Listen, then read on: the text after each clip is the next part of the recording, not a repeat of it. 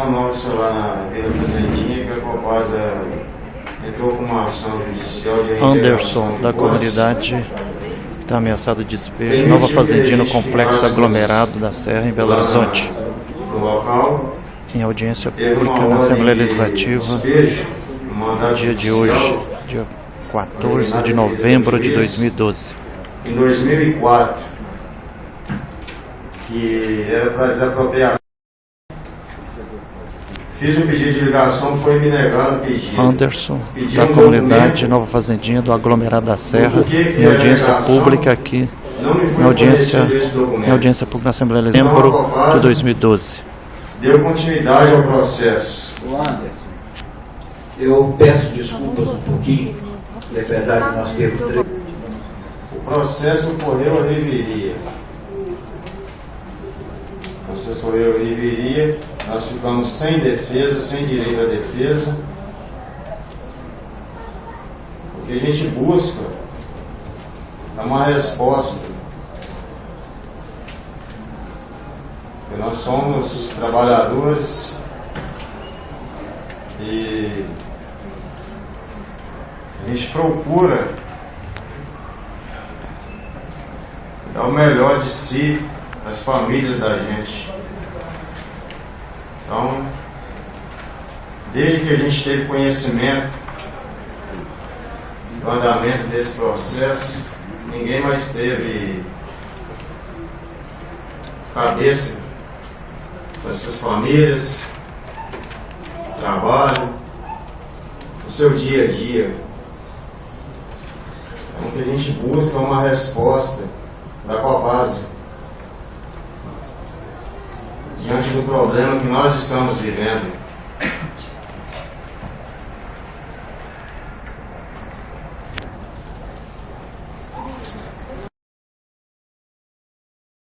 Em nome de toda a comunidade da Vila Fazendinha, ao André, não é isso? André, representante Alexandre, representante da Prefeitura, ao nosso colega representante da Copasa. Bom, a Defensoria Pública, com muita satisfação, mais uma vez, vem aqui à Assembleia Legislativa para discutir um tema tão em voga, tão preocupante, principalmente no município de Belo Horizonte, que é a questão habitacional de moradia.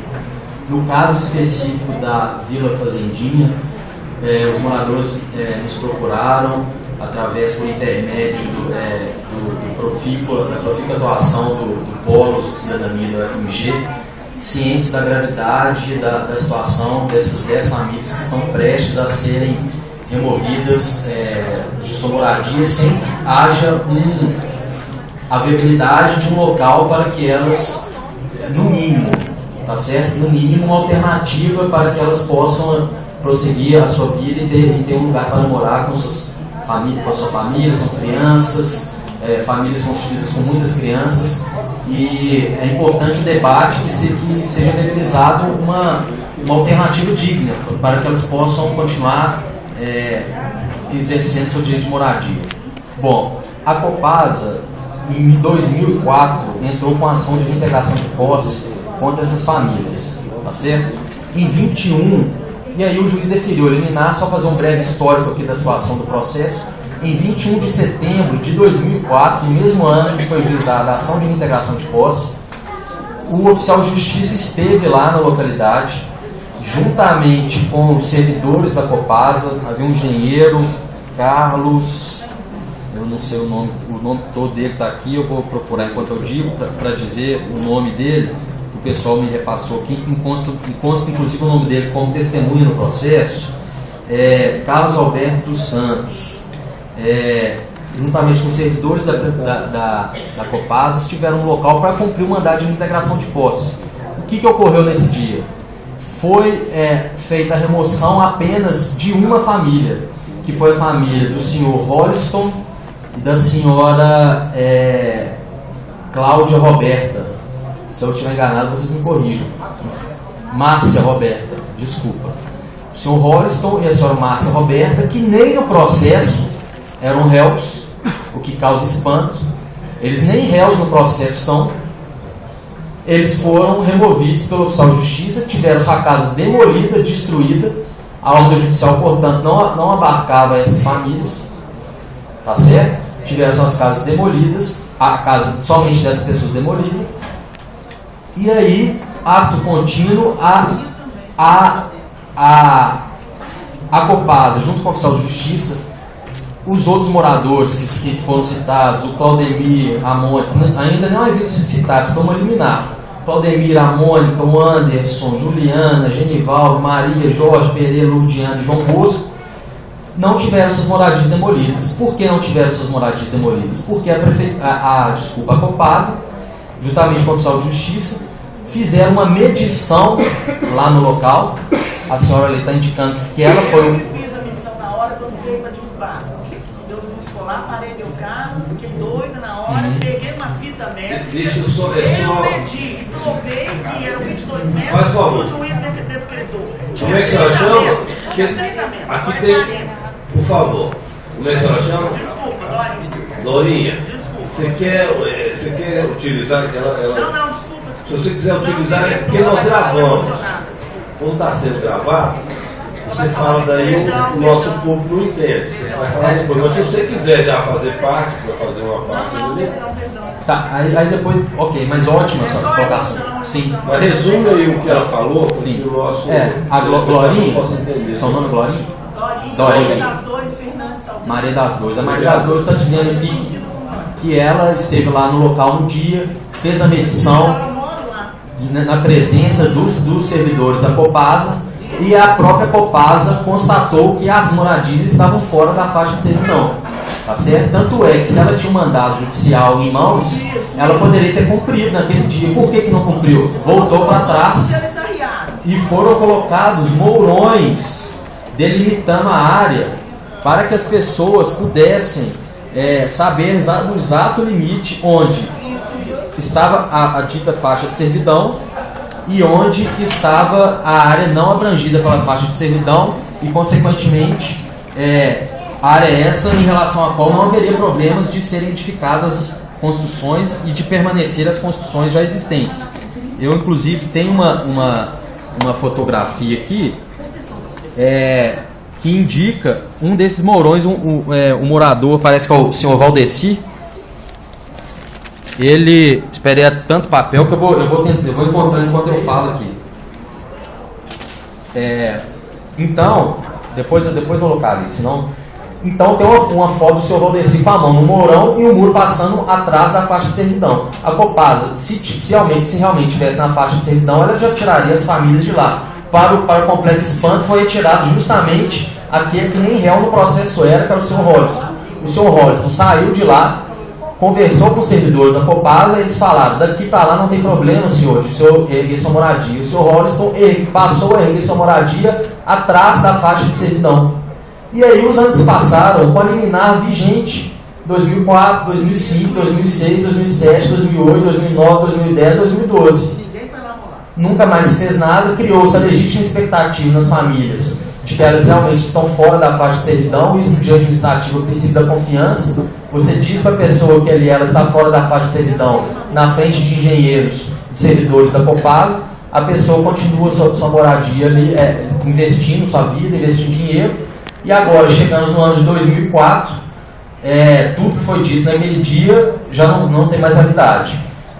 Agora, a intenção da Copasa é remover as famílias, e sendo que eu tenho aqui a cópia integral do processo.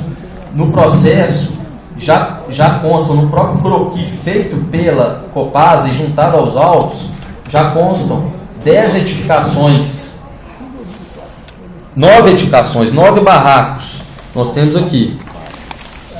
Ocorre que foram colocados no polo passivo somente 5 famílias. O barraco número 2, número 3, número 4, por exemplo, e o número 9 constaram como vagos. Nós temos fotografias e relatos dos moradores que os barracos não estavam vagos, com varal, com roupas de crianças na época.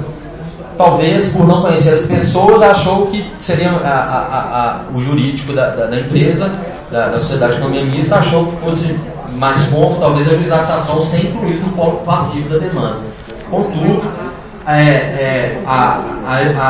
o âmbito de eficácia subjetiva da coisa julgada não pode abranger as famílias que estão fora do processo. Portanto, o recado aqui da Defensoria Pública é que se a Companhia de Saneamento do Estado de Minas Gerais intentar fazer essa remoção, que ela tenha muito cuidado, porque se atenha, no mínimo, nos estritos limites do que a decisão judicial está conferindo, porque há o risco de serem retiradas famílias que não exerceram seu direito de defesa nesse processo. Inclusive a Defensoria Pública já ajuizou em barra de terceiro para que seja resguardado essas famílias. Nós temos aqui, podemos citar, são várias pessoas que não foram colecionadas no processo.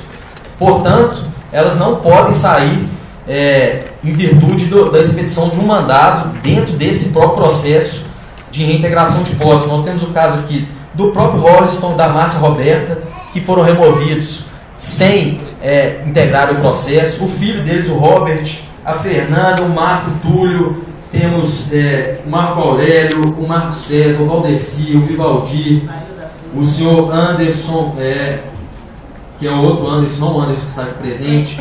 Temos Maria das Dores, temos Gilberto, quem eu me recordo aqui, o senhor Antônio, Ivan, quem mais que eu me lembro aqui, o Alci,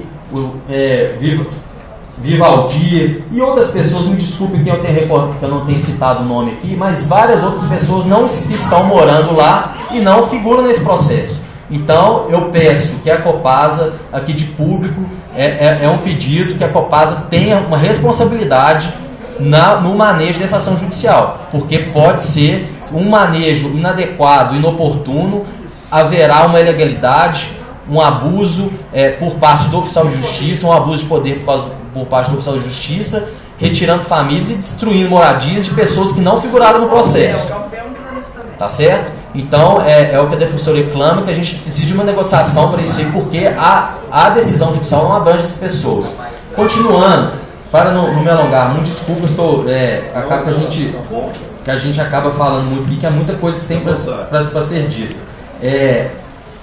O processo também, infelizmente, ele acabou correndo um certo momento. Houve a defesa das famílias por parte do Serviço de Assistência Jurídica da PUC.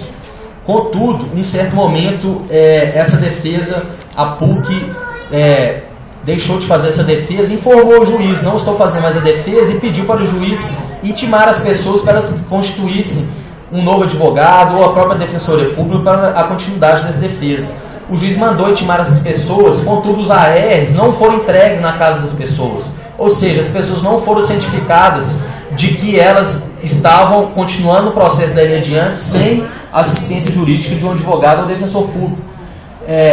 O juiz, na época, infelizmente, com o devido respeito, no nosso opinião, de maneira equivocada, desconsiderou essa situação e determinou o prosseguimento do processo. As famílias continuaram sem o exercício do direito de defesa, até que culminou numa sentença. Portanto, metade do processo transcorreu sem o exercício do direito de defesa por essas famílias que foram citadas por AR. O carteiro constou local não encontrado, sendo que o local existe. Nós temos aqui, as famílias moram lá, nós temos fotografias, o vídeo exposto aqui demonstra que, obviamente, o local existe, senão não haveria o processo.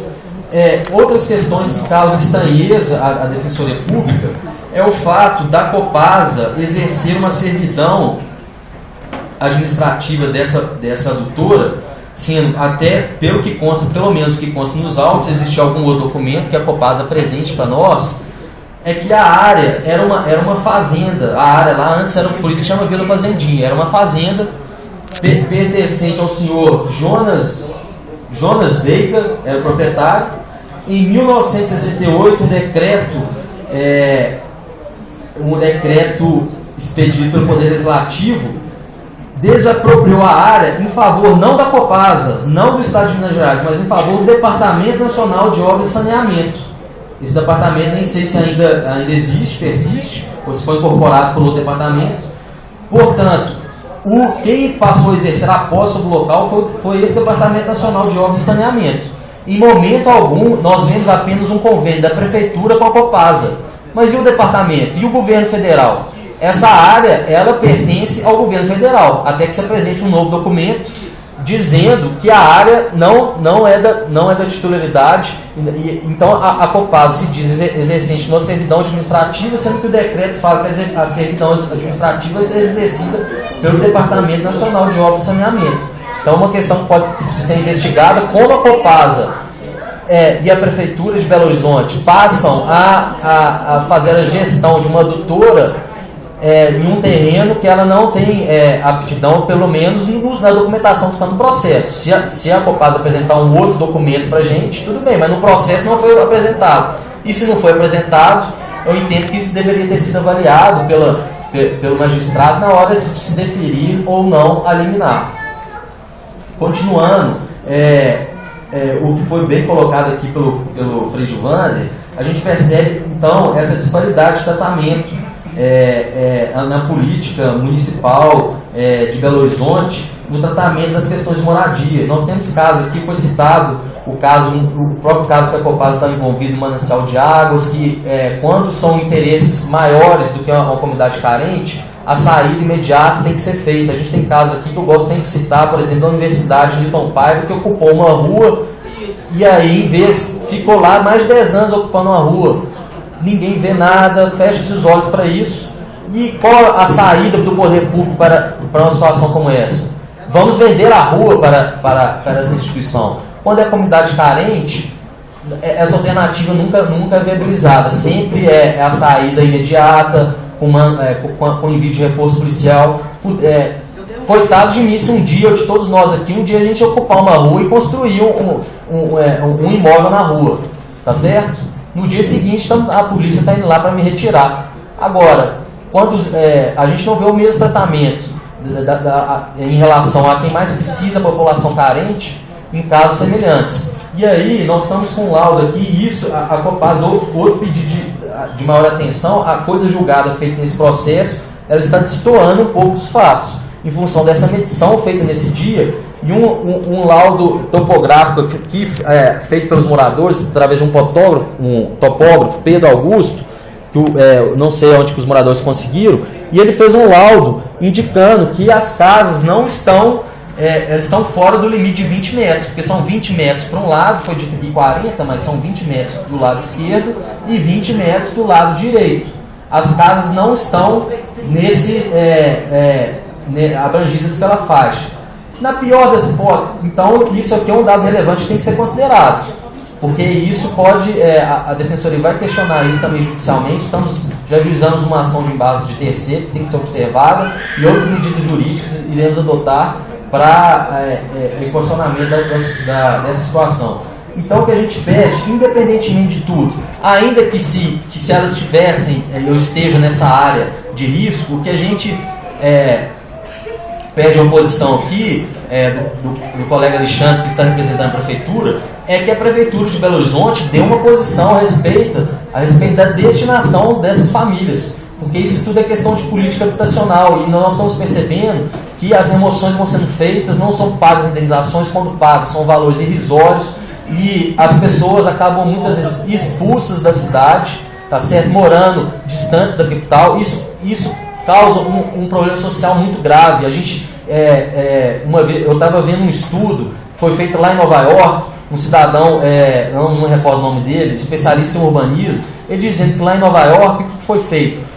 Imóveis abandonados no centro da cidade começaram a ser destinados à população carente, porque se você, essa perspectiva de se retirarem o pessoal, os moradores das vilas e favelas e remanejar para lugares distantes da cidade, pagando indenizações ínfamas de 10 mil reais, que não dá para comprar moradia nenhuma, você cria um caos, porque você retira a classe trabalhadora da cidade para lugares distantes, causa um caos na mobilidade urbana. A pessoa, o tráfego, que é tanto questionado que Belo Horizonte está com um trânsito terrível, a pessoa cria um caos no trânsito, que a pessoa tem que se deslocar quilômetros de distância para trabalhar no centro da cidade.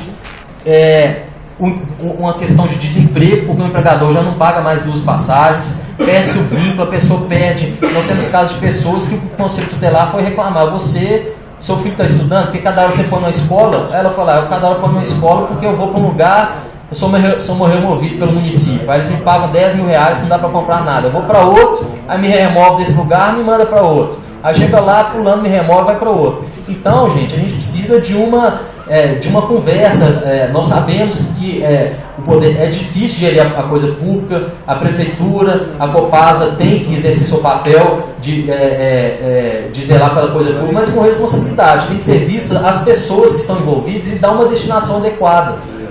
Igual o juiz federal que o Frei Giovanni citou aqui, antes de remover as famílias, os tratados internacionais, a gente percebe que muitas vezes os tratados internacionais de direitos humanos, eles são lei no Brasil, mas muitas vezes parece que, pelo fato de serem tratados, eles são vistos como uma coisa distante, é uma coisa de uma poesia distante que não se aplica, mas são leis, tem força cogente e tem validade. E eles pregam, como qualquer outra lei, tem validade, a superlegalidade. O Supremo Tribunal Federal já disse isso. Os tratados têm um valor acima das leis ordinárias, um valor de superlegalidade. E eles dizem que a remoção é o último caso e só é feita após conceder uma alternativa digna. E o direito de moradia é um direito humano e o direito previsto na Constituição. Então a gente precisa de um diálogo, de um debate, porque se as famílias forem removidas sem que a municipalidade, a Copasa, não vejam uma alternativa para essas famílias, a Defensoria Pública vai adotar as medidas cabíveis com relação ao princípio da confiança gerada, pedindo indenização pelos danos das moradias lá erguidas, porque elas acreditaram no que foi dito naquele momento. Bom, finalizando, muita coisa que tinha para ser dito aqui. Nós não estamos aqui na posição de enfrentamento, às vezes a gente fala de uma maneira mais inflamada, mas é porque a gente, muitas vezes, nós queremos ter uma relação amistosa, mas a gente tem uma certa dificuldade, infelizmente, muitas vezes tratar a questão de moradia no município. Mandamos ofícios, muitas vezes o município diz que tem uma fila de espera para ser aguardada. Essa fila de espera eu já mandei mais não sei quantos ofícios, dezenas e dezenas de ofícios pedindo essa lista de espera. Eu nunca recebo essa cópia, infelizmente. A companhia urbanizadora de Belo Horizonte, a Urbel, a gente tem, eu não quero ter essa política de enfrentamento, mas é difícil, a gente pede informação, a gente quer trabalhar em conjunto, a gente não quer ser oposição, ser inimigo do município, a gente quer construir isso junto, mas a gente às vezes não vê um interesse, a gente pedimos ofícios, pedimos reuniões, a gente processa pedindo informações da política habitacional e não temos resposta. E aí, aproveitando o ensejo, um dos requerimentos são feitos posteriormente? Mas pode... Um dos requerimentos é de interesse não só dessa questão em si, mas de todas as outras. Pedir para a Prefeitura de Belo Horizonte e para a companhia urbanizadora que apresente a essa Casa Legislativa ali a famosa lista de espera da habitação no município de Belo Horizonte. Quem são essas pessoas cadastradas?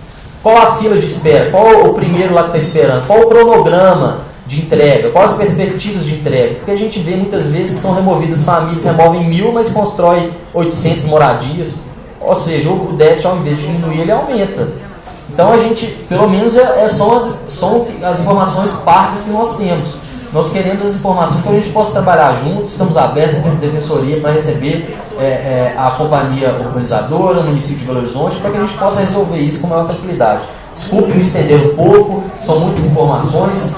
Gostaríamos de reunir com a Copasa para a gente resolver isso da maneira adequada. E qualquer dúvida, a Defensoria está à disposição a todos os presentes. Muito obrigado.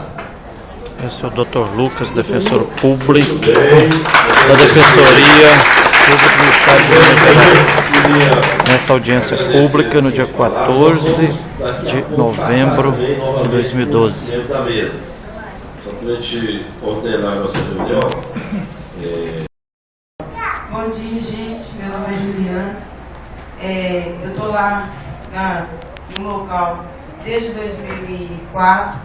Né? Eu gostaria de reforçar que na época a Copasa deixou bem claro para a gente que nós sim poderíamos construir, né?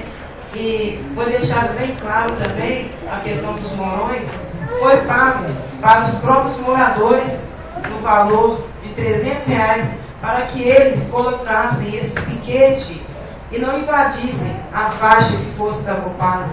E isso, até hoje, nós respeitamos e gostaria de pedir que eles respeitassem a gente mais, porque esse tempo todo a gente vem correndo atrás, procurando resposta. nós tivemos lá na Copasa, nós tivemos no local da Copasa, pedimos resposta. A resposta que nós tivemos, que a única coisa que poderia fazer pela gente, seria no máximo, a moça respondeu, a Silvia, advogada da Copasa, que no máximo que poderia fazer era arrumar pra gente um caminhão. Isso dizendo, arrumar um caminhão e jogar essas coisas no meio da rua. Nesse caso não precisa de caminhão não, porque a rua passa bem na beirada e dá pra gente tirar de dentro e colocar na rua. Obrigada, viu? Essa Juliana da Comunidade da Vila Nova Fazendinha, que está ameaçada de despejo aqui no Complexo da Serra. Bom dia para todos. Estou muito emocionado, nem sei se vou conseguir falar direito. Fala seu nome completo. É Maria das Dores Fernandes Saldanha. Eu, pelo fato de ter sido beneficiada a vida toda por muita sorte e muitos amigos como vocês, por uma família linda, tem meus trabalhos, minhas coisas, mas eu vejo ser uma pessoa muito pobre, de espírito às vezes, porque eu não consigo resolver as coisas como deveriam ser. Não tem muito, tem 2 anos que eu estou lutando por isso, mas se chegasse a esse ponto, não consegui. Fui até o Rogério Correia, deu uma força, e outras pessoas que também deu uma força, foram lá, queimei, chamei imprensa, queimei pneus, fiz um monte, está tudo gravado, e mesmo assim, a verdade que eu fui tirada de lá com a polícia, igual na ditadura, e gravei um vídeo, comprei um DVD portátil, esqueci de trazer, estou muito emocionada, não sou hoje, porque eu tenho essa audiência, tem mais uma à tarde, e assim, estou na justiça, levei todo mundo que quis me acompanhar para a Defensoria Pública, eu ainda acredito em justiça. Se a Defensoria não nos ajudar, nós estamos perdidos, porque no mundo está cheio de oportunista com cargos, às vezes tem os presidentes, o prefeito, o senhor Marcos Lacerda, ele já me fez muita raiva, até porque eu sou comunista esquerda, mas aquilo não tem nada a ver com a política. Eu ainda acho que a esquerda leva as coisas mais humanidade. O Patrus, por exemplo, fica tanto que você lê, mais humano. Mas tem hora que eu penso que o Márcio, certas coisas também, ele não é tão humano. Eu acho que ele nem sabe disso. São os seus assessores, mal assessorados. Tá? As pessoas ainda têm a tendência a acreditar cegamente seus assessores. Então o que ocorre? Vira uma política, os pobres humilhados, despejados, eu lutei. Fui para o Rebelde de noite, fui muito bem recebida pelo Cláudio, pela Ana Flávia. Corri todos os campos, no meu caso já era assim, já está em Brasília, já está de todos aqui. Eu lutei por todos, mas ninguém quis entrar em conjunto, não acreditou. Entrou 5, 6. E nós, os que entramos, foram mais rápido despejados. Esse foi o motivo do nosso despejo. Quando nós entramos, foi as famílias que entrou, foi as que mais. Foi eu mesmo. Eu falei, ela gosta de politicidade. Não, eu gosto, não tenho interesse em candidato a nada. Eu gosto de justiça e a política tem muita gente séria. Como eu acredito muito no Rogério Correia e outras pessoas que estão na mesa. Até eles aqui que eu não conheço. Mas que realmente nós somos muito prejudicados e já tem quase 10 anos. Ninguém mais está querendo dinheiro, ninguém está querendo apartamento, ninguém está querendo ser indenizado. Simplesmente a gente criou um elo lá, a gente tem amigos lá dentro, tem raízes lá, e é um bairro de pobre, mas de pobre honesto, trabalhador, que seus filhos estudam. E no momento, seus filhos não têm condição nem de ir para a escola, porque os pais estão psicologicamente abalados. Esse povo não dorme, esse povo não come, esse povo como eu sofre, não consegue uma ajuda. Hoje sim, eu estou vendo uma luz no fundo do túnel. Agradece a eles, porque eu já estava iludida e quem começou a caminhar foi eles. Mas realmente, ser despejado, falar que vai mandar um caminhão pra gente, nem na ditadura, isso já acabou, gente. Se não fizer a política, fica pra pobre, pra nós. Não quer dizer que você tem trabalho, você tem dinheiro, você pagar 3, 4 salários mínimos e não tem dinheiro, você tem sua casa e não tem paz. Todo dia para seu barraco, você não pode reformar ele, você não pode fazer nada. Tudo que você investir, você vai perder. Como fizeram comigo, eu tinha uma garagem para 3, 4 carros. Hoje eu não tenho nem onde ficar. Fico na casa do meu pai, lá tem o meu galpão que é do meu irmão fazendinho na rua Transição 46, que o aluguel afirmou que era meu. Porque eu tenho um trabalho na feira, tipo um escolar, sou falida, quebrada. Quem me abraçou 12 anos foi fazendinho. Aí eu não preciso, porque eu sou rica. Se eu fosse rica, eu estava na Savassi, estava no Lourdes aqui, estava em outro bairro. Se eu estou no fazendinho, amo fazendinha, não nasci lá, mas aprendi no morro e ser feliz. E amo esse povo que está aqui, pretendo continuar no fazendinho. E vou lutar, e se me indenizar com micharia, eu vou fazer outra casa no morro, no pé do morro. Como todos fizeram o índio ali. Vou indenizado, comprou um lugar 10 mil, não teve como ficar com a família, voltou e fez outro barraco. Aí ele alega que ele é isso, que ele é aquilo, que ele voltou para o morro. Ele vai voltar como? Vai morar onde com 10, 15 mil? Não tem lugar nenhum. Temos a prova viva ali, ó. Fez o barraco de novo no morro, já é o terceiro. E toda vez que eles tirarem ele, joguei ele para a rua agora sem indenização, ele teve que fazer devagarzinho de novo. Alguém tirou ele numa área e fez outro barraco. Uma criança e com a esposa dele. E tem uma outra família já também, quer dizer, a segunda família ainda. Uma menina de 2 anos. Então eu acho assim, tudo improvável. A política foi feita para nós, não foi feita para rico. Foi feita para os morros e para os aglomerados. O asfalto já tem aqui no Lourdes, em certos bairros bons, igual do meu pai, mesmo da Saudade, Veracruz. Agora, o fazendinha não. Esgoto aberto, terra, poeira que as crianças comem, precisa de muito saneamento. Isso sim. Isso que eles pediam olhar. Agora vai lá para tirar. Como é que a Copasa alega que nós estamos em cima da área deles? Quando? A Camargo Correia teve lá em cima as lajes, os materiais, durante anos, em cima do canão, fizeram até guarita, barraco, e ficou esses anos todos. Agora a gente mentiu lá, e nós estamos fora da área deles, foi provado. Agora mandar as famílias saírem 24 horas, 48 horas, que vai ser despejado, está todo mundo sem trabalhar. Essa hora a pessoa perde a cabeça, faz uma loucura e fala que é bandido, porque é todo dia desse ponto, porque isso é bomba. Você tem que dialogar, vir aqui e correr atrás mesmo. E todo mundo, e 24 horas, o que eu falei com vocês? Chama a imprensa também. Tem que chamar a imprensa, eu queimei lá, chamei a Band e não adiantou. Minha casa foi pro sal. E eu gastei, eu comprei minha área de documento, e eu construí e paguei. Não tem um material lá que foi roubado. E até hoje, não tem 2 anos que eu estou despejado. Eu não tenho um recurso de órgão nenhum. Tenho o meu trabalho, o meu dia, a minha família, os meus amigos, meu povo de fazendinha. Eu amo vocês. Não vamos desistir.